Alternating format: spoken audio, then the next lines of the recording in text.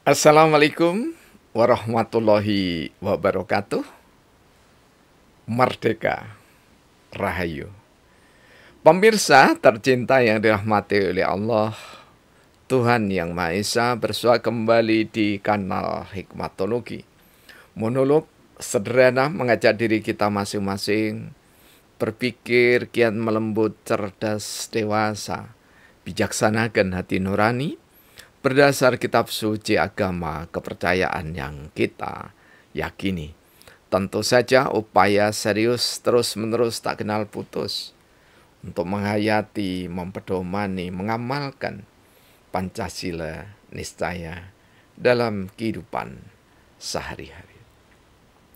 Pemirsa, mohon maaf cukup lama kami absen karena ada perbaikan teknis di jalur angkasa ya.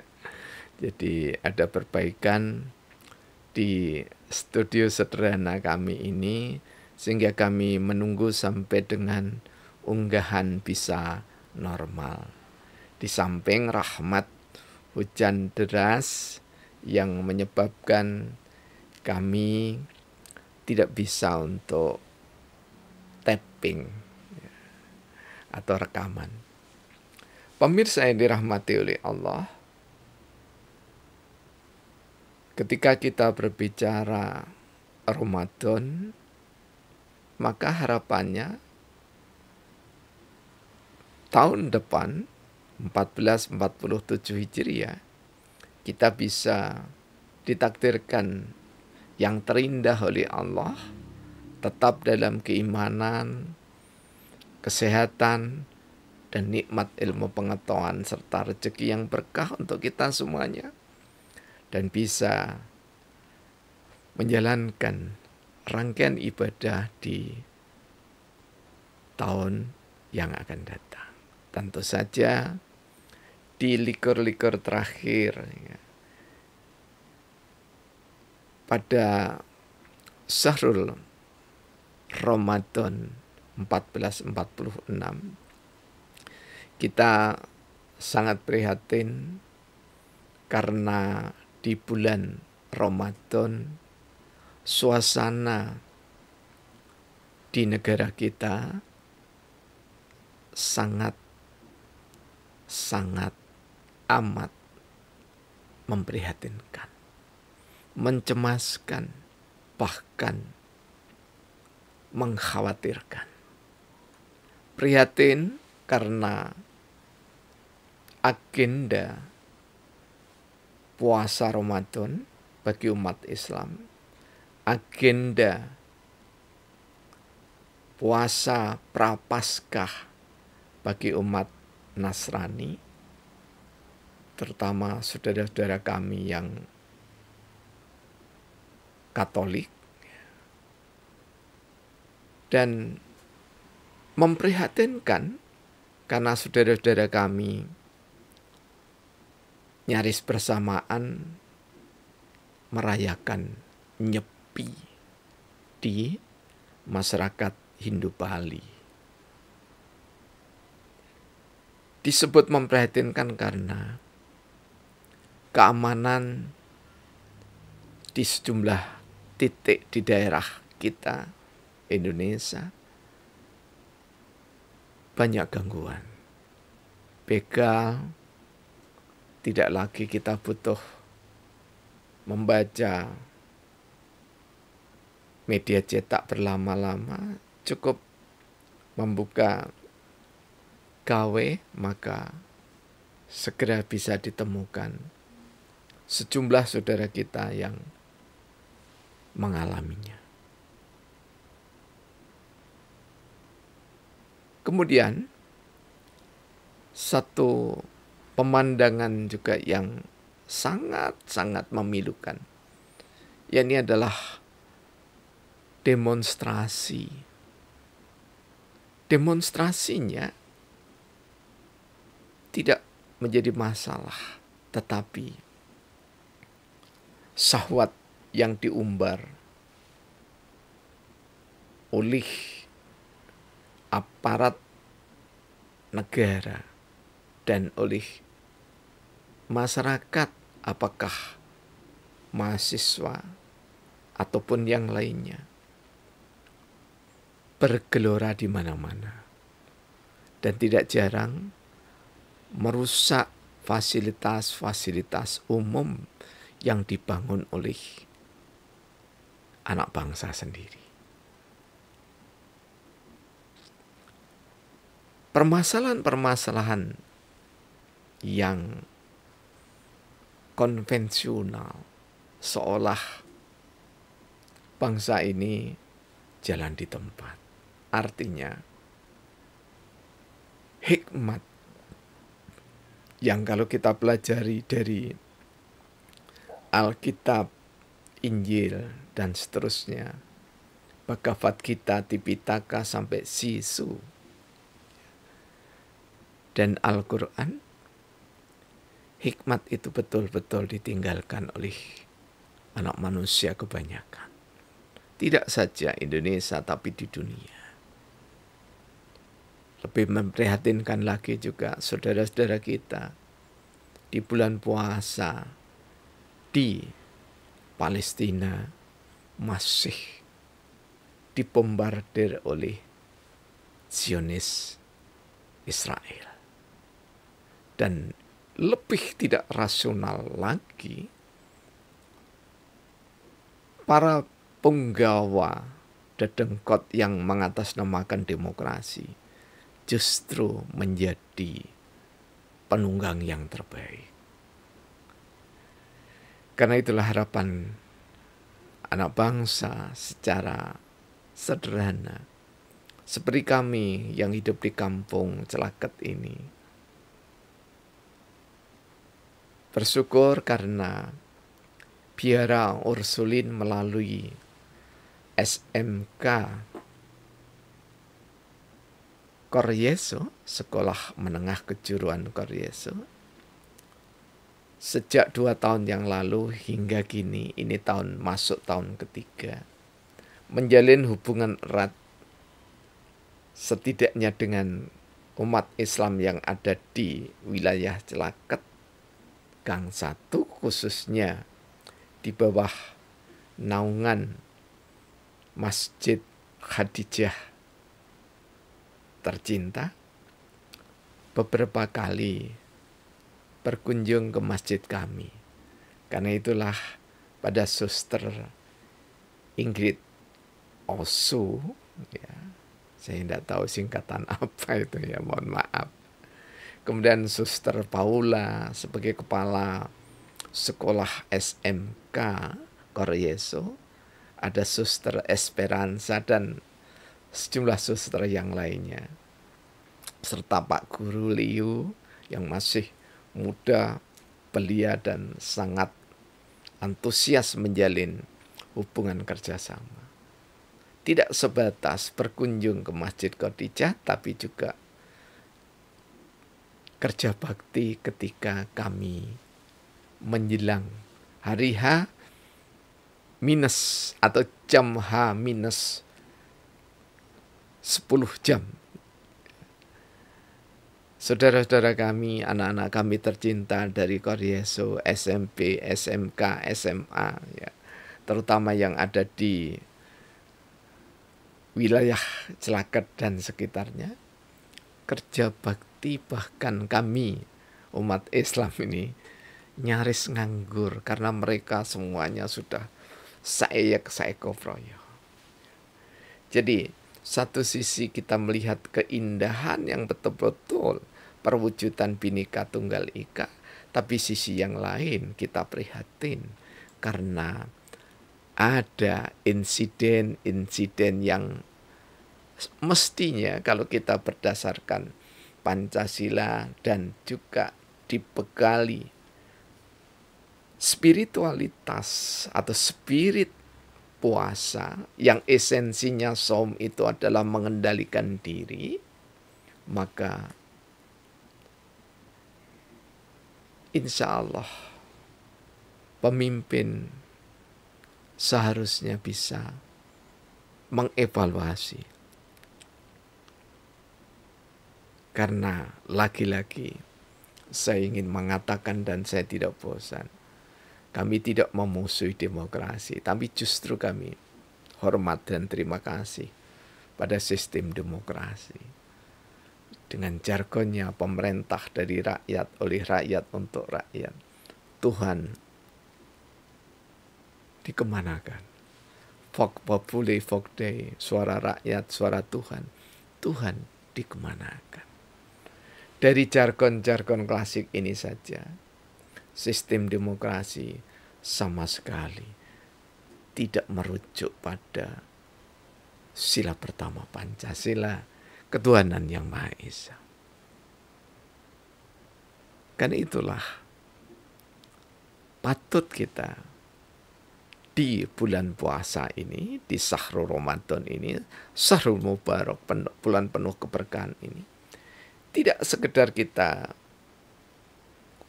terfokus pada ayat 183 surah Al-Baqarah dengan penjelasan-penjelasan yang relatif sama sejak kami ada di SMA sampai sekarang, bahkan sejak kami dididik di SD sampai sekarang itu ya tidak jauh penjelasannya ya.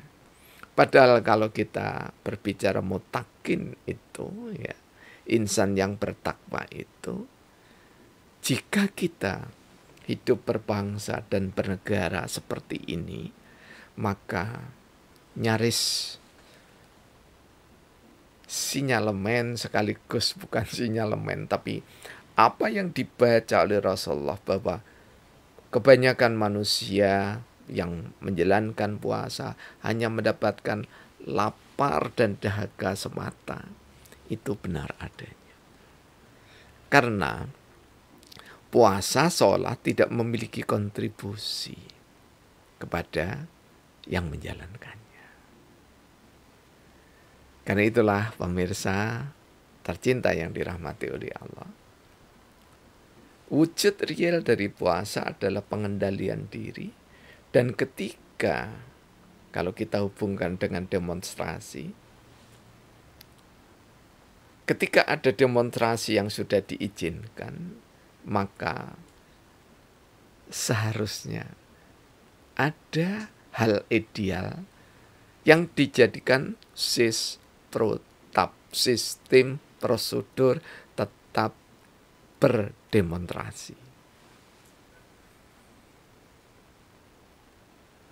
Satu, tolong aparatur negara tidak membawa senjata apapun, termasuk pentungan. Karena rentan pada pembakaran hawa nafsu, kemudian nanti disertai pemukulan-pemukulan.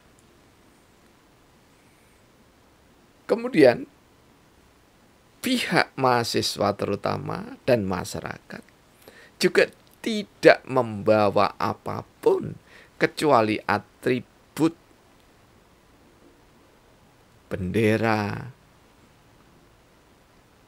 HMI, GMNI, atau bendera pekerja Indonesia, dan seterusnya. Bagaimana caranya? Yang ketiga, caranya adalah diminta titik kumpul massa ditentukan. Jika mahasiswa, maka di kampus. Sebelum berangkat ke kampus, maka di pintu gerbang sudah diperiksa. Yang memeriksa tidak bersenjata, yang diperiksa juga diharapkan tidak membawa senjata apapun, batu, pentungan, dan yang lainnya.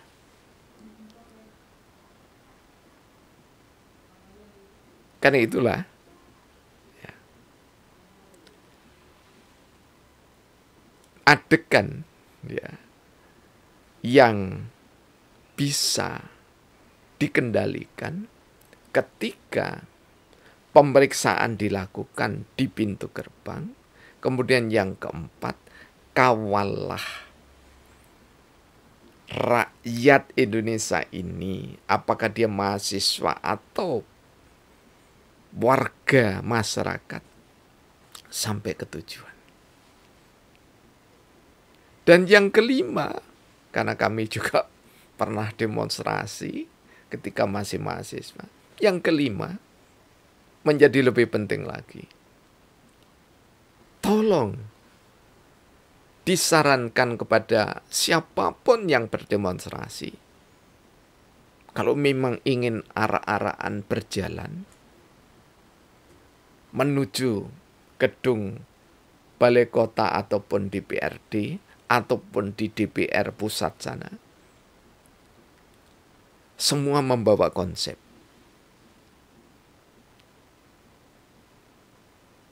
Usulan-usulan yang disampaikan kepada pemerintah. Dan pemerintah pun juga menjadi niscaya menyiapkan draft rancangan perundang-undangan ataupun kebijaksanaan yang akan dibuat. Sehingga ada proses input, nantinya ada proses waiting input. Kemudian yang keenam,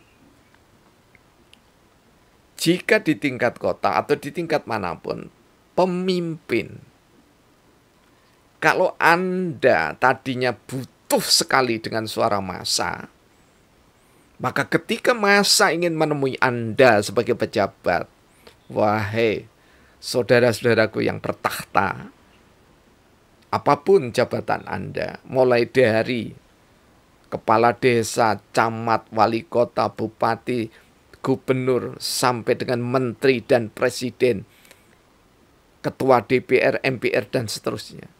Jika ada demonstrasi, sambutlah mereka. Berikanlah jalan.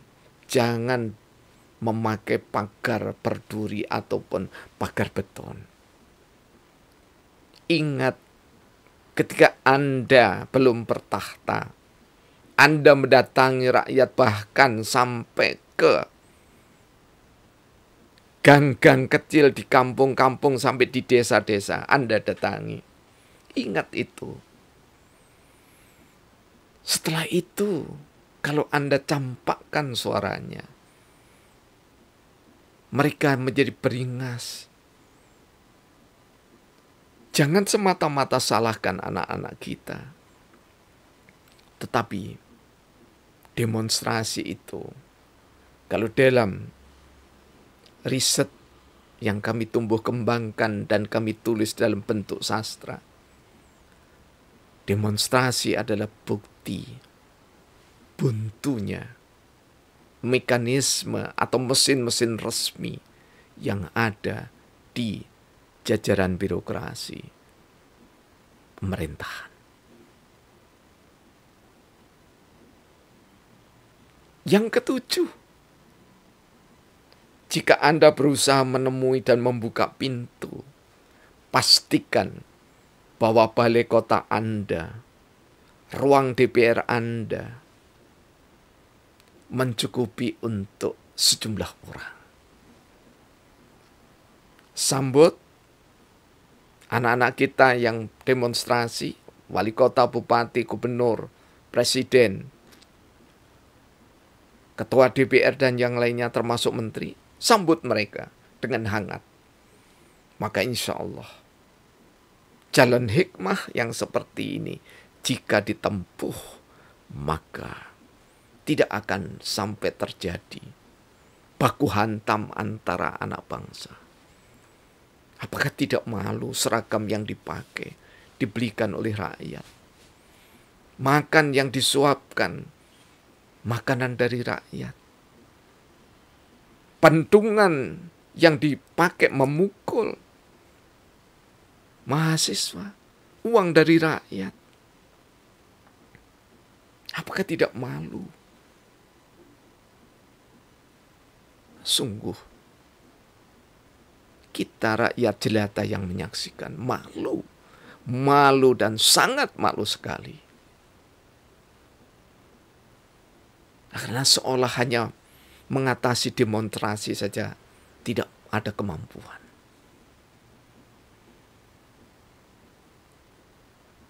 Bukalah hati selebar ketika kalian minta didukung untuk menjadi penguasa. Bukalah hati seperti ketika Anda ingin menduduki takhta dan menghampiri rakyat jelata. Bukalah hatimu dengan lembut dan cerdas, menerima kritik dan saran dari mahasiswa, dari rakyat jelata. Karena dengan keterbukaan, maka rakyat, khususnya mahasiswa, tidak akan mengumbar syahwatnya, tidak akan merusak jika tidak ditumpangi oleh pembonceng gelap. Dan pembonceng gelap itu bisa diatasi. Tadi kami sampaikan di depan. Semua mahasiswa, semua masyarakat yang ingin demonstrasi, tunjukkan kartu identitas. Mahasiswa dengan kartu mahasiswa dan KTP. Penduduk dengan kartu tanda penduduknya.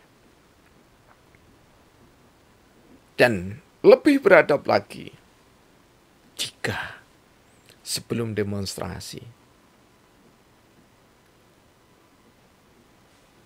polisi ataupun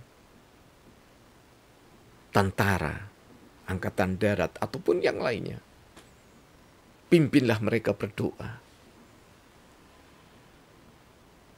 Jika perlu ada doa bersama di antara anak bangsa yang akan demonstrasi. Lantunkanlah puji-pujian pada saat berjalan.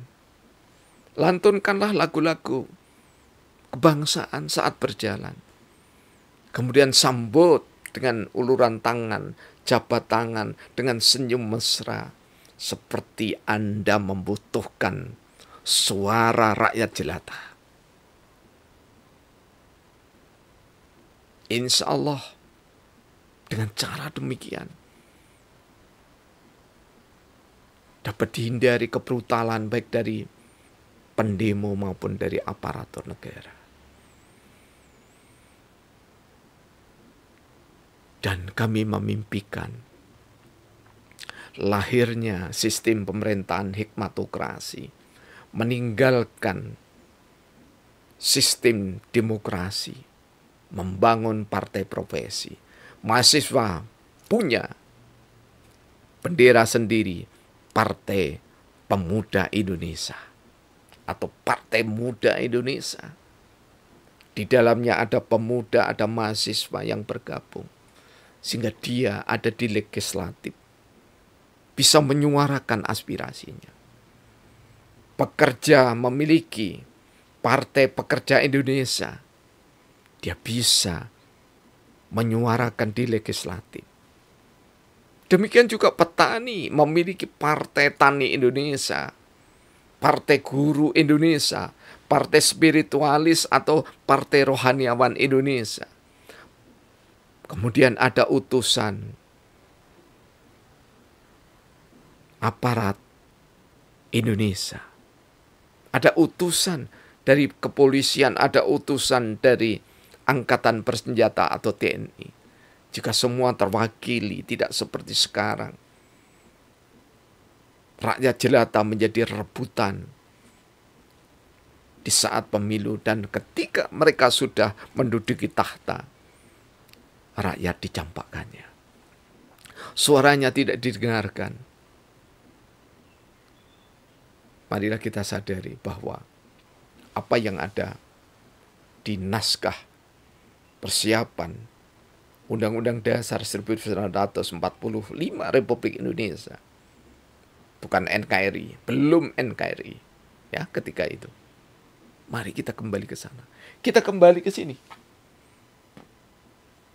Kepedoman Kabinet Amanat Penderitaan Rakyat bukan kembali ke masa Orde Lama atau Orde Baru, tetapi semangat kejiwaan kejuangan itu niscaya ada.